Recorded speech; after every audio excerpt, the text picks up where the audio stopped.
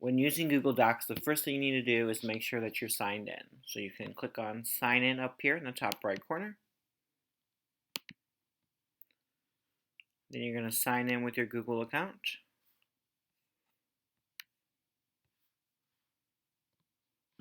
Now there are two ways to get to Docs. You can type in to your web address docs.google.com. Oops. Or if you're on your home screen, let me go back to Google home screen. You can click on these 9 squares here. This is called the waffle. That's where all the apps are at. And there are different templates you can choose from. You have resumes, letters, newsletters, different things that you can choose from. Under the education section, we have essays, reports, lesson plans, book reports, or you can always choose blank and create your own. And this is a word processor, just similar to Microsoft Word. Up here on the toolbar, you have your undo and redo buttons, your print if you want to print it, your spelling and grammar check is right here. This is the paid format. You can change your zoom. Normal text, you can change it to any of these different things. You can change your font. I like Times New Roman. You can change the size of your font. If you want something bold, italics, underline.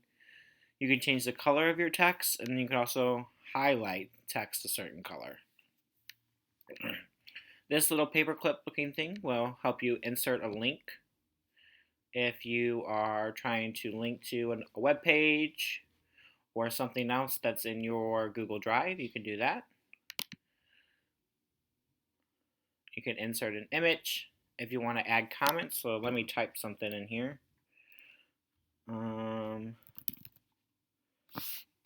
Let's say I want to add a comment to what was written here. I can click on Add Comment. This works really great when you're doing collaboration or peer editing. The students can highlight the part that they're talking about and say something about it like, oh, great thesis statement. And then they can comment on it. And then they know this comment will always go with the part that's highlighted.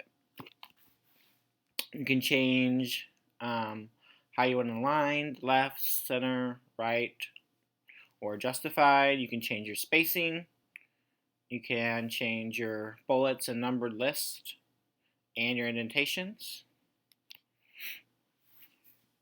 Over here on editing, you can have suggesting mode, viewing mode.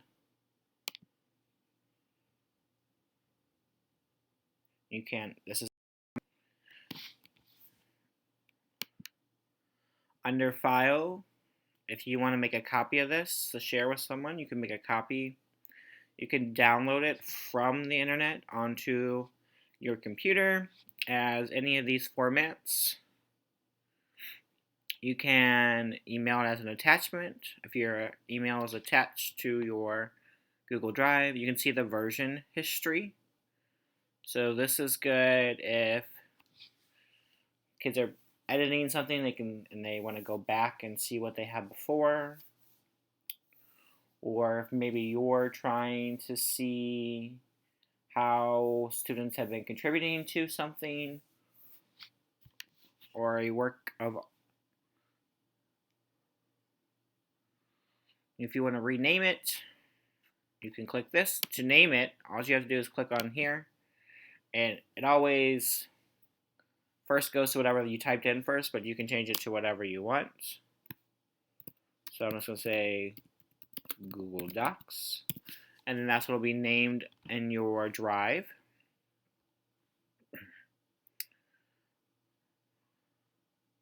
You have your undo and redo things. You can insert equations. So if you're a math teacher, you can insert equations here. This is where you'll find your headers and your footers, your page numbers. Here's all the formatting tools you would need. Spelling and grammar, word count, if you have a word limit, maybe you're writing an essay, it has to be so many words. What's really great about Google Docs is it can translate it.